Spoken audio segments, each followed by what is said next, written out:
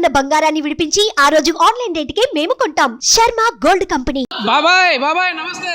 చెప్పు. మొత్తానికి పండగ చేసుకుంటా ఉన్నారు. టీడీపీ విజయకేతనం ఎగరవేసింది. విజయకేతనం అంటే వాడు 110 ఎందుకు పెట్టాడు? అవసరం ఉంది? అవసరమా? వైసీపీ ఇంత ఓటమికి స్పర్ధన ప్రజల్లో స్పందన వచ్చింది. ఏమండి ఏం జరిగింది? ఆ వ్యతిరేకత వ్యతిరేకత కారణం చెప్పంటారా? ఈ పథకాలు ఎవరు కావాలండి?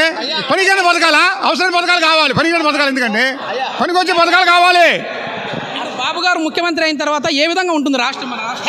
అది హ్యాపీగా ఉండదు, మనం చూడాలి. మొత్తానికి పెద్ద ఆయన అయితే ఆనందంలో డాన్సులు కూడా వేస్తా ఉన్నాడు, చిందులు వేస్తా ఉన్నాడు రామారావు గారి స్టెప్పులతో. ఇది అసలైన అభిమానం అంటే ఇక్కడ కనపడతా ఉంది. సో రామారావు గారి వీరాభిమానులా కనపడతా ఉన్నాడు. సో చాలా వరకు 5 ఏళ్ల తర్వాత 60 సంవత్సరాలు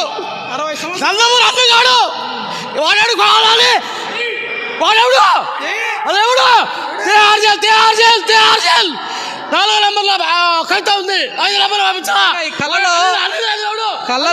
కళ్ళలో ఆనందం బాష్పాలు అయితే కనపడతా కాదు.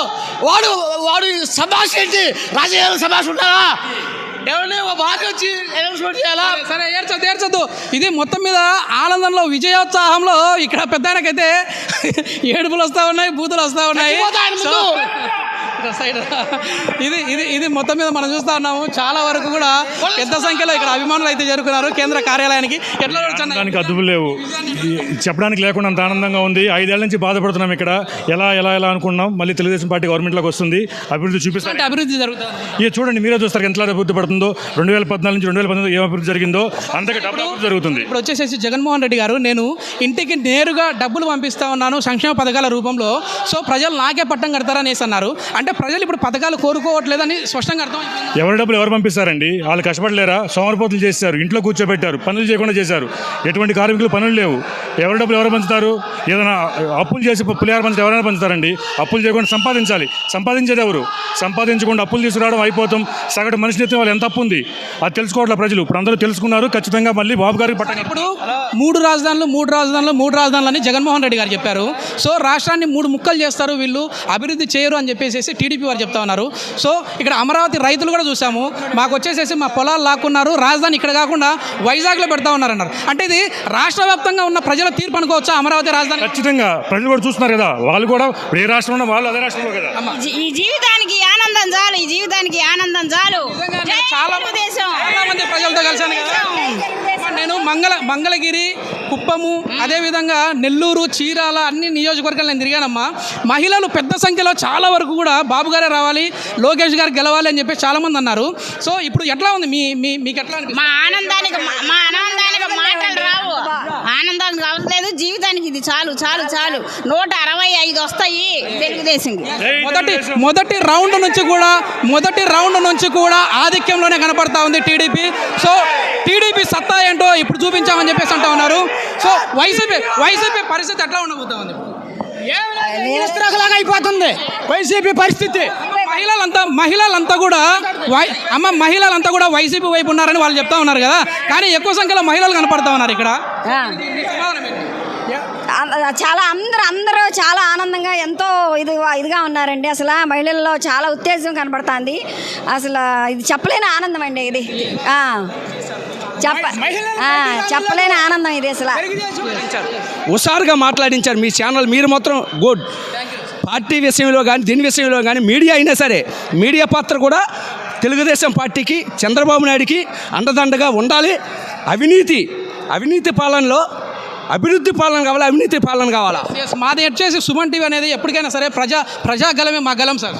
ప్రజలు ఏ విధంగా మాట్లాడుతున్నారు అనేది ఒరిజినాలిటీగా మీరు ప్రజాగలం గురించి కానీ మా గురించి కానీ మా పార్టీ గురించి కానీ వేరే దీని గురించి ఏం కాదు, కానీ నిజాయితీగా ఈ ఛానల్ అంటే మేము ఎన్ని లైవ్లో చూసాను. నేను చెప్తున్నా, కుప్పంలో మీరు లైవ్ ఇచ్చారు, నేను చంద్రబాబు నాయుడు కుప్పంలో లైవ్ ఇచ్చారు, లైవ్ కూడా చూశాను నేను.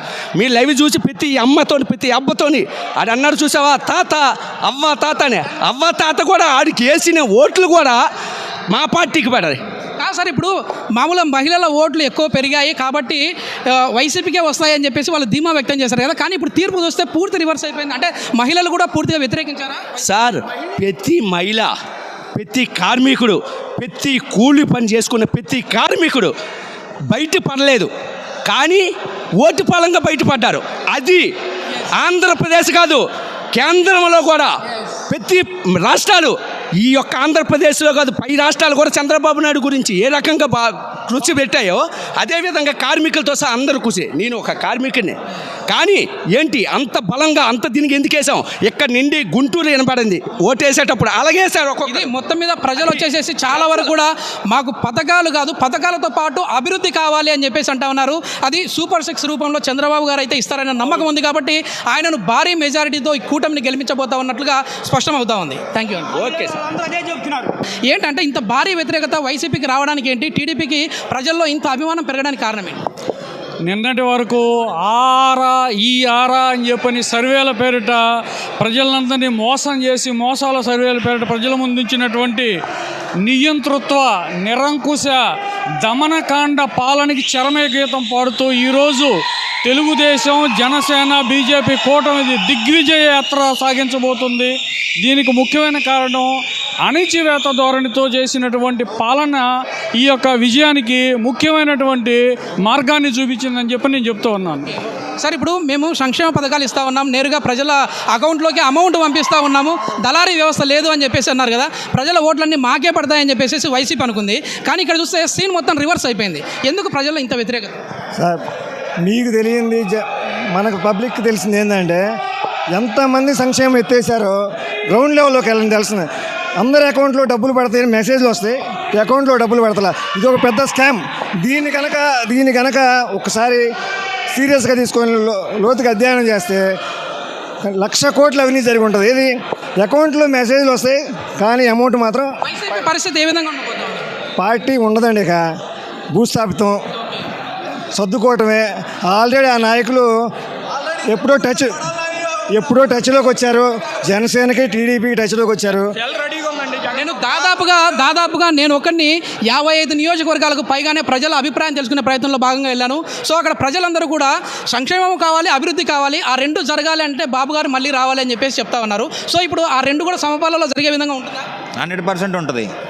ఎట్లా ఉండబోతోంది వైసీపీ? సూపర్. వైసీపీ పరిస్థితి అయిపోయింది. ఇంకా ఇంకేం లేదు. తొక్కేసాం, కరోనాను తొక్కేసినట్టు తొక్కేసాను. కొడుకుల్ని చంపేస్తా. ఇంక ఇప్పుడు అసలైన పరిపాలన ఇప్పుడు టీడీపీ కార్యకర్తలు, టీడీపీ అభిమానులు అంటే చేసినా కానీ తెలుగుదేశం నాయం. ఇది మొత్తానికి టీడీపీ కార్యకర్తల అభిమానులు అంటే ఎట్లా ఉంటారో ఇప్పుడు తెలుస్తూ ఉంది. వాళ్ళ ఆనందానికి అర్థం లేకుండా పోతా ఉంది. ఎందుకంటే చాలా వరకు కూడా ఇప్పుడు దాకా మా సహనం చూశారు, ఇప్పుడు చూస్తారు. ఇక పెత్తనందారుడికి సామాన్యుడికి జరిగిన ఎలక్షన్లో పెత్తనందారుడు ఓడిపోయాడు, సామాన్యుడు గెలిచాడు. ఊరిని డబ్బులు దోసుకోవటం, ఎదుటాళ్ళని పెత్తనందారుడు అంటాం. ఫస్ట్ నుంచి ఒక ముఖ్యంగా నేర్చుకోవాల్సింది ఒక కులం అనే ఒక కులాన్ని డిపెండ్గా చూపించడం చాలా తప్పది.